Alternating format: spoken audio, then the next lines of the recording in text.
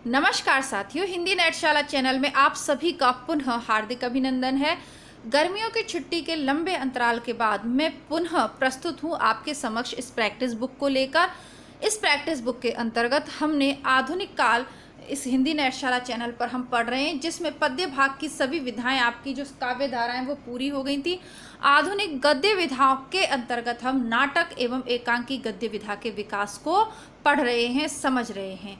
यह practice book आपकी जो आगामी परीक्षाएं हैं, चाहे असिस्टेंट प्रोफेसर है, पीजीटी, टीजीटी, नेट परीक्षा, सभी के लिए समान रूप से उपयोगी है। चाहे आप राजस्थान फर्स्ट ग्रेड दे रहे हों, सेकंड ग्रेड दे रहे हो, क्योंकि इसमें आपकी सभी परीक्षाओं के, भारतवर्ष की समस्त परीक्षाओं के प्रश्नों का टॉपिक वाइज संकलन है। जैसे कि अब हमारा नाटक और एकांकी टॉपिक चल रहा है, तो इससे जितने भी प्रश्न आपकी पिछली परीक्षाओं में पूछे गए हैं उन सब का संकलन आपको देखने को मिलेगा। नए विद्यार्थियों के लिए यह जानकारी है। आगे बढ़ते हैं, अन्य बातें वीडियो के मध्य में करेंगे जो आपकी परीक्षा की दृष्टि से महत्वपूर्ण रहेंगी। हिमाद्रि तुंग शुंग से प्रबुद्ध शुद्ध भारती, स्वयं प्रभा समुज्ज्वला स्वतंत्रता पुकारिती। यह प्रयाण गीत कहाँ से लिया गया है? ध्रुव स्वामिनी, स्कंदगुप्त, चंद्रगुप्त और विशाख से। तो हम सभी जानते हैं कि ये जो चारों नाटक इसमें दिए गए हैं, इन चारों के रचयिता कौन है? जयशंकर प्रसाद। ये जो गीत है ये लिया गया है चंद्रगुप्त से। चंद्रगुप्त 1931 में इन्होंने लिखा था। हम जानते हैं, अब इससे संबंधित अन्य जो प्रश्न बनते हैं उनको भी देख लीजिएगा। हम जानते हैं कि सर्वाधिक ऐतिहासिक नाटक किसने लिखे हैं? जयशंकर प्रसाद ने। जयशंकर प्रसाद के नाटकों के संवाद बहुत बार परीक्षा में पूछे जाते हैं, विशेषतः चाणक्य और चंद्रगुप्त के मध्य जो संवाद हुए हैं वो।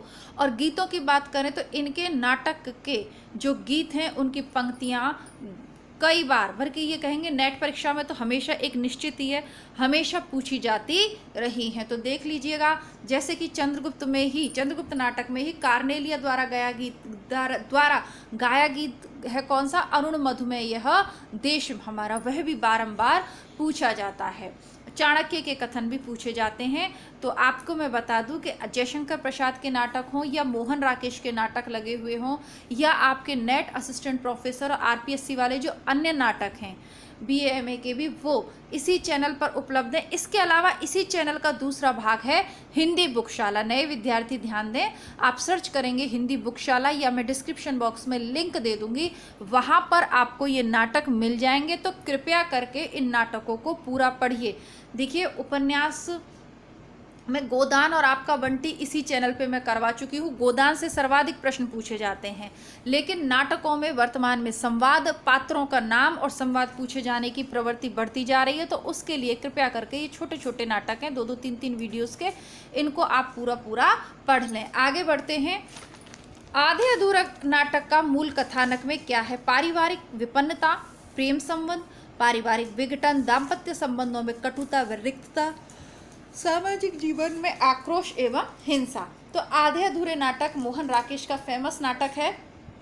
राजस्थान के में भी इसमें पूछा गया है, और आपके यूपी असिस्टेंट प्रोफेसर में भी ये लगा हुआ है, तो उसमें भी ये पूछा हुआ है। तो इसका ऑप्शन नंबर सी सही होगा, क्योंकि पारिवारिक विघटन आप देखने को मिलते हैं, दाम्पत्य संबंधों में कटुता, रिक्तता, ये सभी आपको देखने को मिल जाता है। समकालीन जिंदगी का पहला सार्थक हिंदी नाटक इसको माना जाता है। आधे अधूरे नाटक को मील का पत्थर भी माना जाता है। आधे अधूरे नाटक में पुरुष एक कौन है? महेंद्रनाथ। देखिए, इसमें क्या है कि एक ही ये जो मोहन राकेश, जैसे कि थोड़ा सा मैं स्पष्ट करना चाहूँगी, जयशंकर प्रसाद के जो नाटक हैं वो रंगमंच पर मंचित करने में कठिनाई आती थी, पात्रों के कारण और दृश्य और वातावरण के कारण। और जयशंकर प्रसाद कहते थे कि नाटक रंगमंच के लिए, रंगमंच नाटक के लिए है, नाटक रंगमंच के लिए नहीं। लेकिन वहीं आधुनिक काल की बात करें तो मोहन राकेश के नाटक रंगमंच की दृष्टि से बहुत सफल रहे।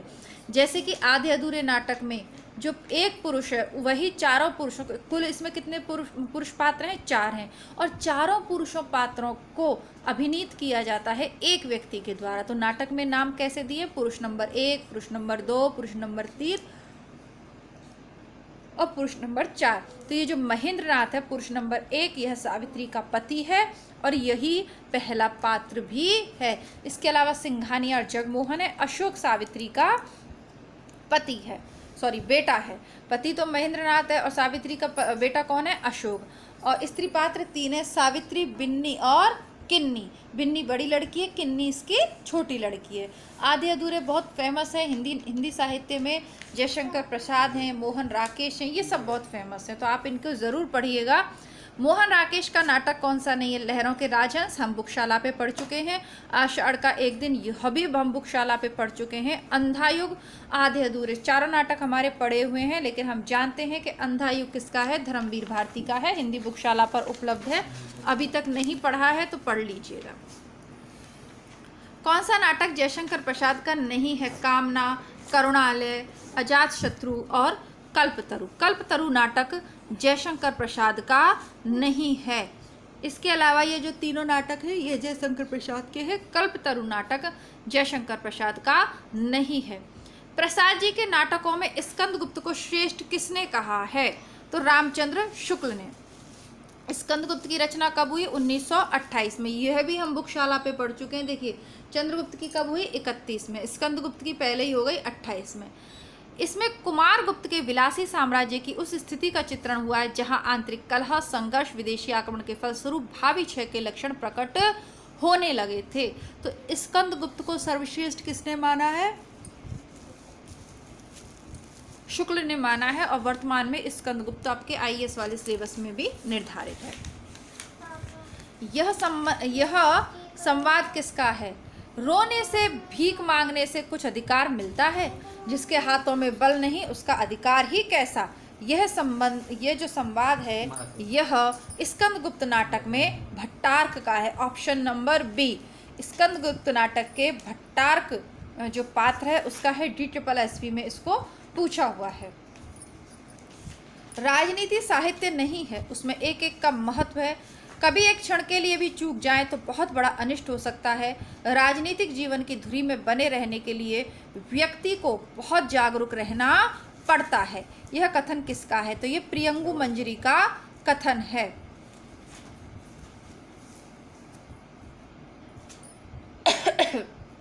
DSSB में ये पूछा हुआ है।